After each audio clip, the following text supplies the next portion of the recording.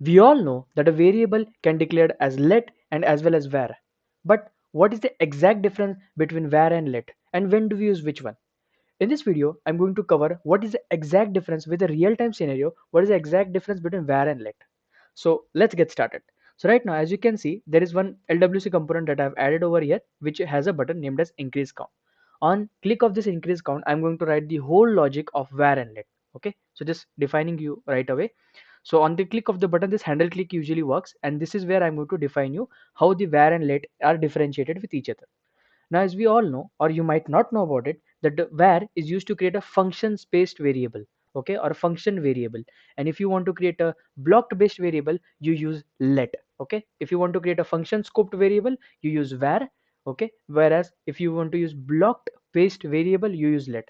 Let's understand it with the real-time example, okay. So let's say I'm going to create a variable number, let's say my var, okay. I'm going to assign the value as 1 to else.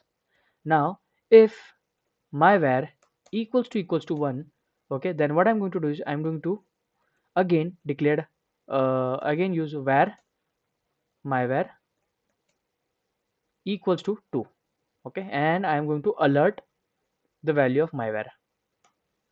I'm going to alert it over here. So this means what I'm basically doing is, first of all, the my var value was 1. Then if my var value was 1, on the click of the button, the my var value would be 1. But as soon as you click on the button, if the my var value is equals to 1, then the my var value will be updated as 2. And then we are going to alert the value within this if condition. And again, after this, I'm going to alert the value outside this if condition. So I'm going to write something in the front of it, like inside if, and I'm going to write it outside if. Okay, so now I'm going to deploy it. So if I click on this button, first my var value would be 1.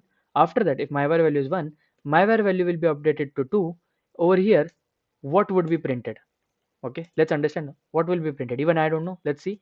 And outside this if condition, what would be printed? You can write down what your guess is, but let's quickly deploy this component and let's see what exactly does it prints. Okay, so I'm going to refresh this component.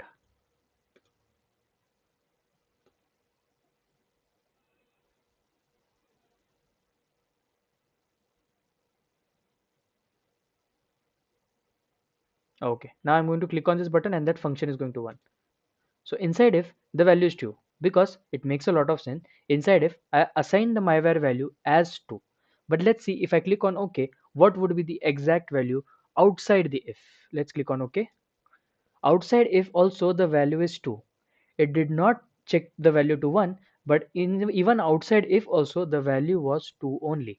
Okay, if you see, what exactly has happened is that this myvar value is accessible with this whole function itself. So previously myvar value equals to 1, and then even if I'm using the same name, the same variable will get updated. You might be asking, okay, you have declared my var again. It's not the same thing. I have declared the same variable again. So var variables are usually redeclarable, and you can again assign the value to it. Okay, and the my var, this my var and this my var inside the if condition and outside the if condition, both the my var are the same variables only. Okay, they are just updated. So right now here my var value was true, and outside the if condition also, the my var value stayed 2. Okay, this means the variable as a value that you are going to assign within this function itself, it will be same throughout the function. Okay, that's why my var value or the variable or var, if you're giving a variable as var, this means it is function based, function scoped variable. Okay, if you see, the value of this variable is same throughout the function. Okay, but let's say if I'm going to convert it to let, let's see what happens. Okay, now what I've done is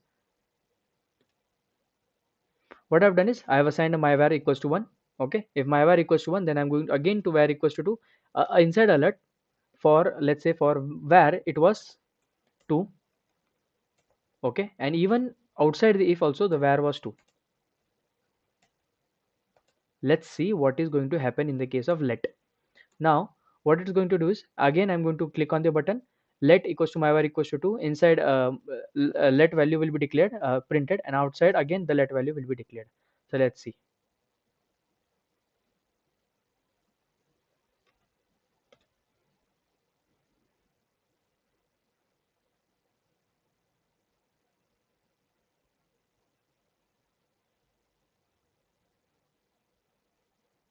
Okay, I'm going to click on the variable button.